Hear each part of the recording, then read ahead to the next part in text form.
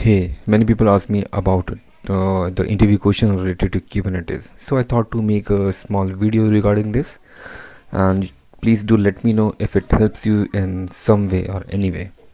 So questions we are going to cover are: one, how do you automate Kubernetes deployment? How do you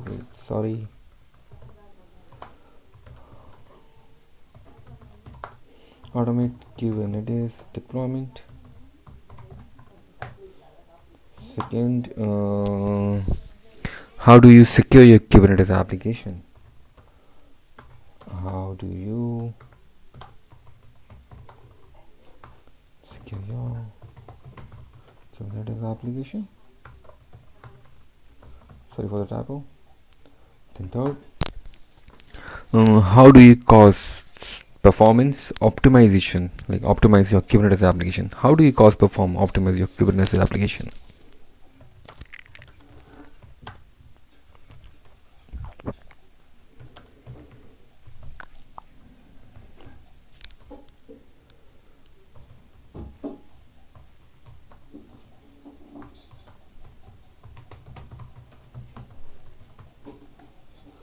Fourth question will be like this is the very common questions we people face in the interview. Like, tell me about the challenge we have faced in Kubernetes application, or like deploying that part.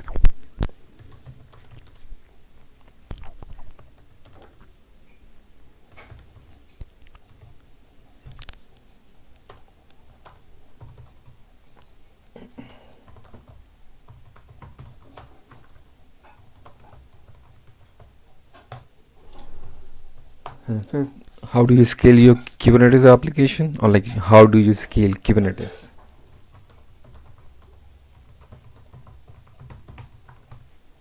And sixth, how do you expose a Kubernetes microservice to consumers?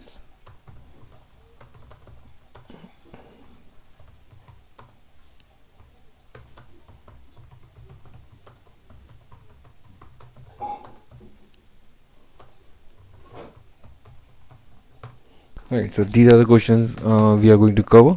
How do you automate Kubernetes deployment? How do you secure your Kubernetes application? How do you performance optimize your Kubernetes application? Tell me a challenge you face in Kubernetes application. How do you scale Kubernetes, and how do you expose a Kubernetes microservice to consumer? So answer of the first question can be, see, first we need to understand the DevOps workflow of Kubernetes. So here answer will be developer push the code right into the code repo. This is the developer, it push the code into code repo right after writing the code. I'm just trying to give you a very like a overview of workflow of how things works. So push the code into the code repo, and then we dockerize our code, right? Then we dockerize our code, and after dockerizing our code, we create a Docker image of it, and then we deploy that container image to Kubernetes cluster, where image will run as a container in KTS cluster. KTS means Kubernetes, right? So see, code, developer writes a code, then we push into code repo, then we dockerize it, then container image repo, then we deploy it to Kubernetes cluster. KTS means Kubernetes. Now just try to understand this, this whole workflow.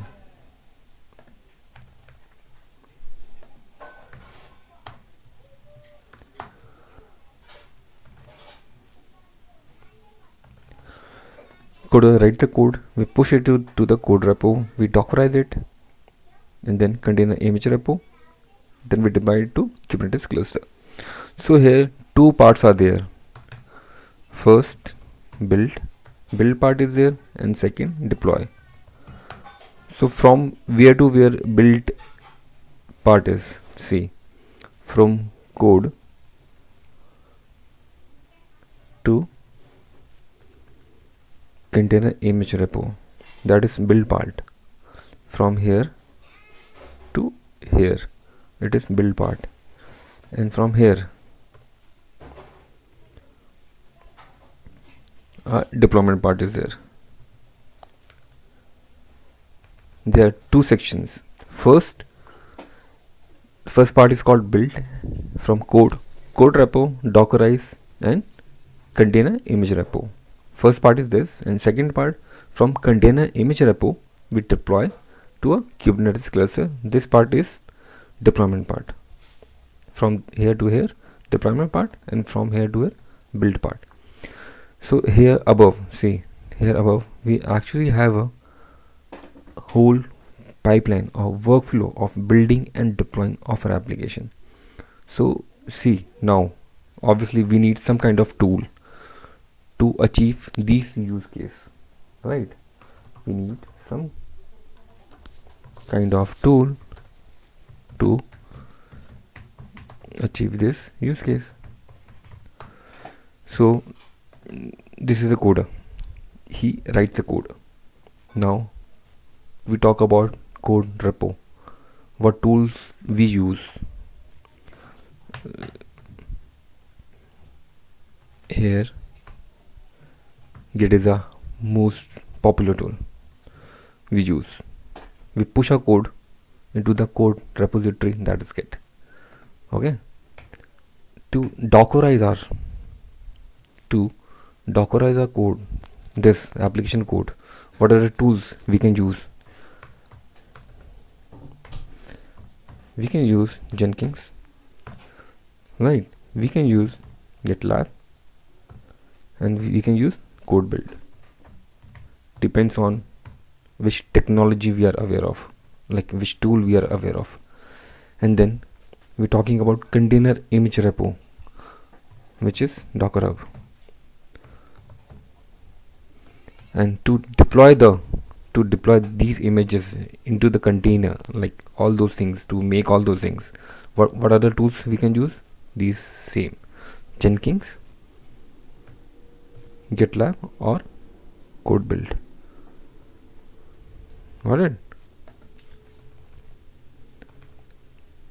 These are tools for code repo. When we push the code to Git, then we dockerize our code. We use Jenkins, GitLab, code build, then container image repo, Docker Hub. Then to deploy, like this is a whole like kind of CI/CD pipeline, integration and then deployment. Jenkins, GitLab, and code build, and then Kubernetes cluster.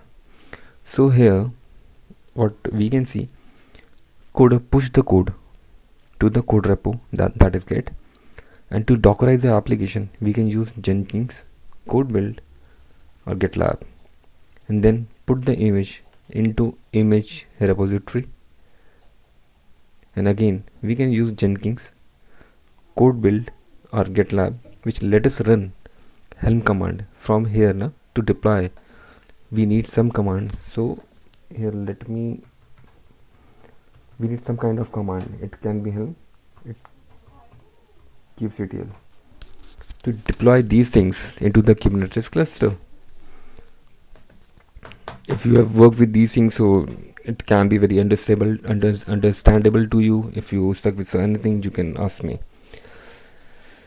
So this is kind of very high level overview of like workflow.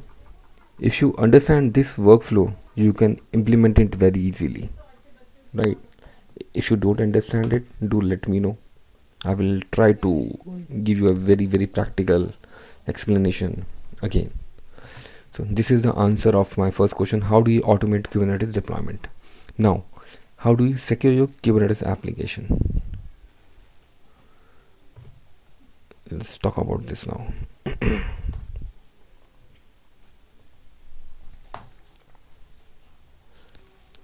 How do you secure your Kubernetes application?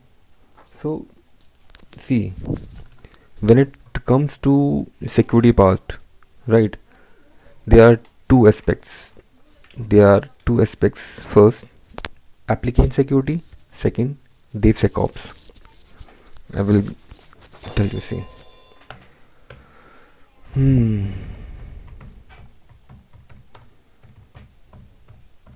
when we talk about Kubernetes security, there are two aspects. First, application security, and second, DevSecOps.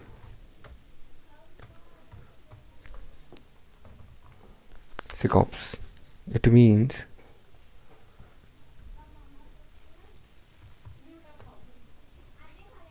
DevOps plus security of the container, DevOps lifecycle.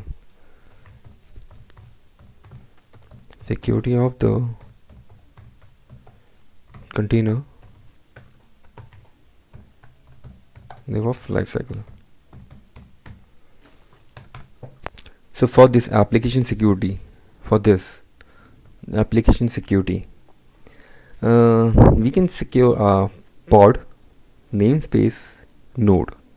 See, there are two aspects for this application security and DevOps. So let's talk about application security. So here we can secure our application by pod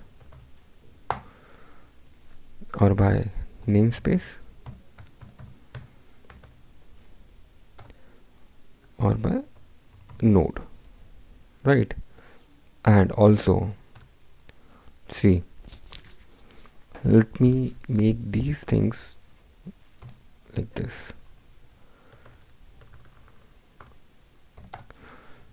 Pod, namespace or node, or we have RBAC policies, we have IRSA, etc.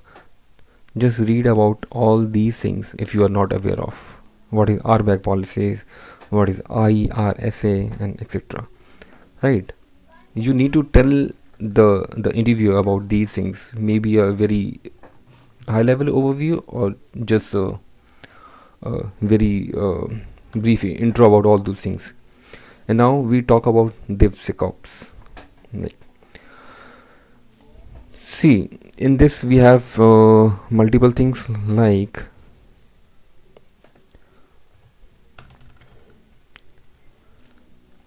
first, authorization.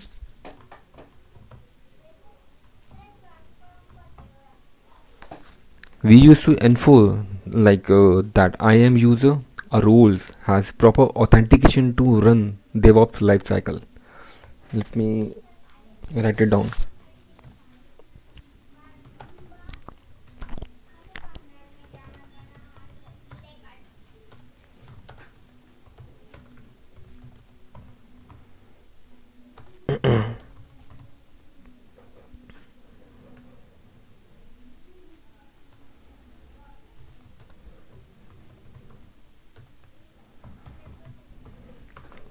It is authentication, right? Proper authentication to run. See, if you are not aware of these terms, what is DevOps lifecycle, then just Google it, and otherwise you can ask me. Okay. So, for an example, project A is trying to deploy something on project B. It should be stopped. In AWS, we can use IAM roles for it to secure those things. So, first is authorization. Second is scan repository. Scanning the container images of any kind. Right? Scanning the container images of any kind of bug in it. We can scan the images for any kind of bug is there or not.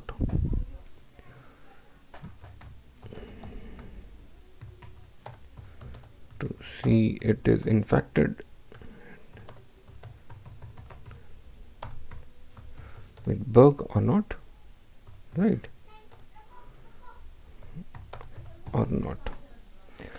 So there are multiple ways to do this part to we are talking about scanning. There are multiple ways to do. Tools are if we talk about tools, We have sysdic. If you are aware of these things, then it's good. If you are not, then Google it. Falco, or if you are using ECR,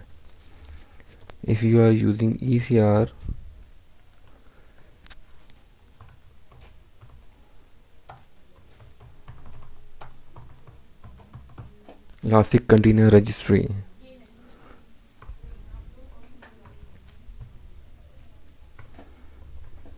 right? On AWS, there also you can scan the images of, is like to make sure there's any kind of bug on it, and this is free of cost, this ECR part. And yes, one more thing is there, authorization part is there, scanning repository, and you can also scan the running containers.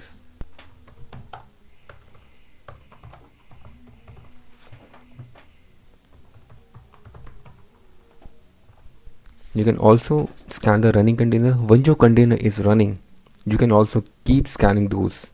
And if I talk about the tools, I have, not I have, we can use actually Tislog, etc. Just Google these things, right? Or try to implement all these things as well, if you can. Otherwise, so in interview, just always try to give a bit of descriptions about all these things, whatever you are mentioning, like authorization part, right? Scanning repository, these tools. If you tell them about sysdic, they are going to ask you about how do you use it, all those things, or like this log. So just get a bit of knowledge about these things.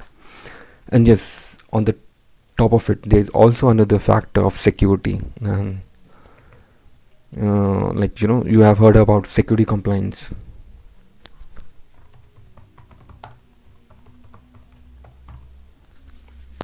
So in this we have multiple compliances like FedRAMP, HIPAA, SOC, etc. Let me write it down.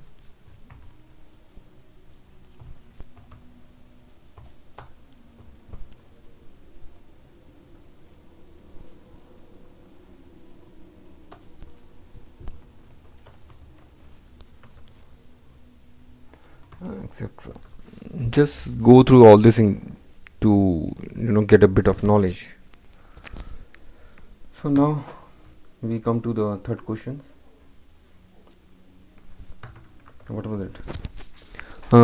How do you cost and perform optimize your Kubernetes applications?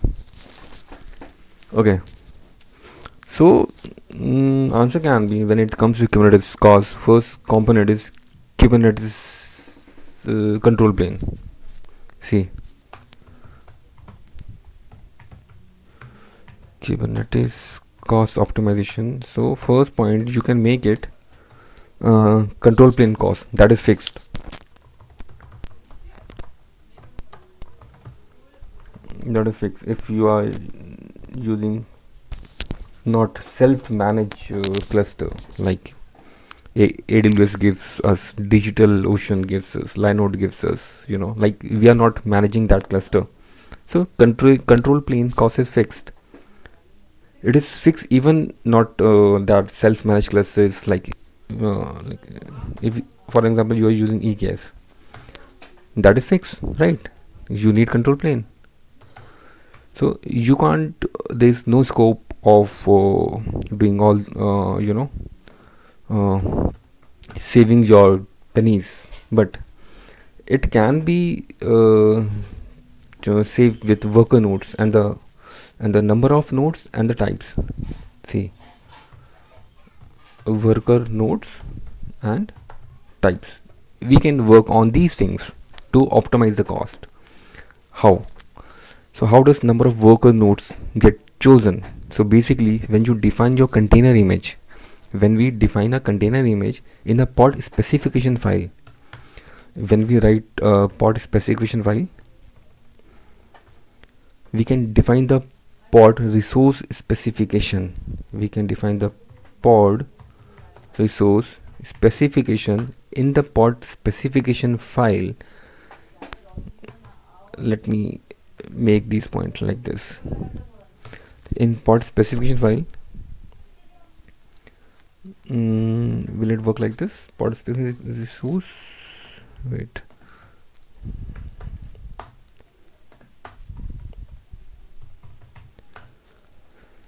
okay, see, in a pod specification we can define pod resource specification like how much CPU memory we want our container image to use. In pod specific resource file we can mention how much CPU or memory we want our image to use.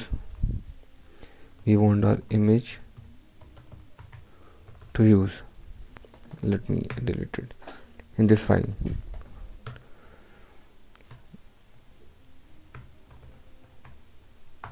So unused CPU memory allocation can be there.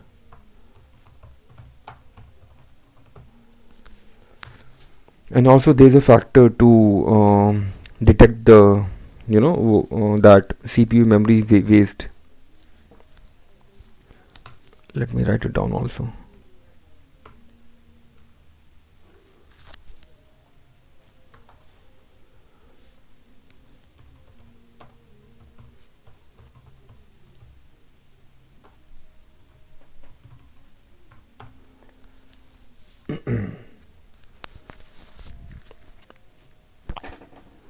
So we have 3 point pod resource specification. We can mention how much CPU or memory my container, like in this image, when we use an image to run a container, it is going to be used. Then second factor is unused CPU memory allocation, and third one is how to detect the CPU and memory waste. But now the question is, how can we achieve this one, detect CPU and this one, third one? So answer is metric server, right? So once we install the metric server, it will tell us the consumption of CPU and memory. It will tell us the consumption of CPU and memory, right? If you have worked with metric servers. So this is like we can do, but in production things we use some kind of tools like kubectl,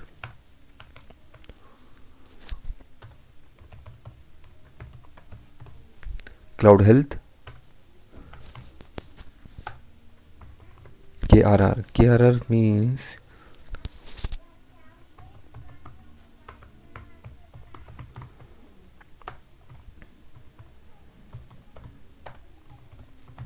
Kubernetes resource report, right? So you can play around with these things just to get the insight of like how can you reduce the cost of your all these things. I'm just giving you a very basic overview of these questions, like how can you answer them. Okay, fourth question, tell me a challenge you face in Kubernetes application. Okay, so this is very common question everyone face. So here you have to mention a challenge but also the answer, that how you solved it. So there can if you have worked with, actually if you have worked with that cluster, so you can give very lot of questions and answers, but I'm just giving you a very brief one. Like, see, we have our application and it is growing very fast, and it is growing very fast. And when our application grow, so we have n number of pods then, and at the same time when we have n number of pods, so IP address are limited, so we run out of IP addresses. So we have n number of pods now, and we are out of IP addresses because every pod has their own IP address, right? So now what will be the answer of this? So you can say like you are working with EKS cluster, and you can add an additional subnet even after the cluster is defined. You can in EKS you can add a new subnet to the cluster. That's it. And even after the cluster is defined, right? So just try to do your hands-on practice, so you stuck with a lot of troubleshooting, so you can answer them that these are the things you have faced while deploying or like working with the cluster. So once again I'm saying hands-on is very important and like very essential part. Just theory is not going to help you out anyway. Okay, next, how do you scale Kubernetes? The fifth question. So to scale our application, we have two things, HPA and cluster autoscaler. Let me write it down. To scale Kubernetes,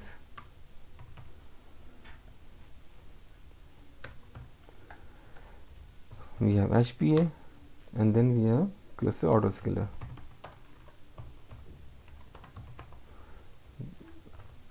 It's horizontal pod autoscaler.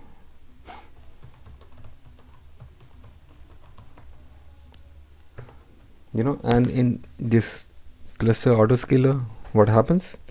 With the number of node increases, and this number of node increases. So you can answer like this: how you have scaled your Kubernetes cluster, HPA or cluster autoscaler. So these are the two factors, and these are very essential and very important part. So just go through all these things, HPA and cluster autoscaler. And one more thing, in real world, like when you're working with company, we work with HPA, we work with cluster autoscaler, but we have something called as, not so many people are aware of this, cluster over provisioning.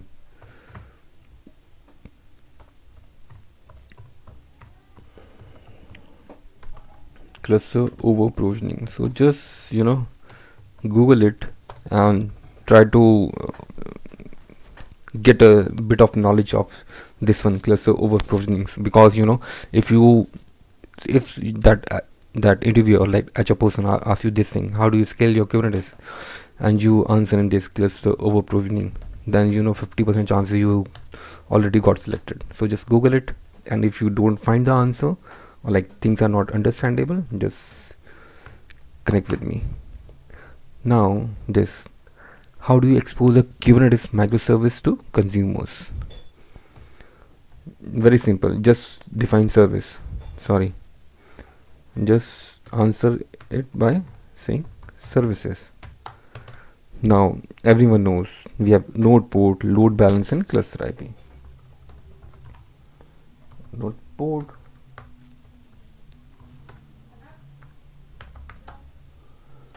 load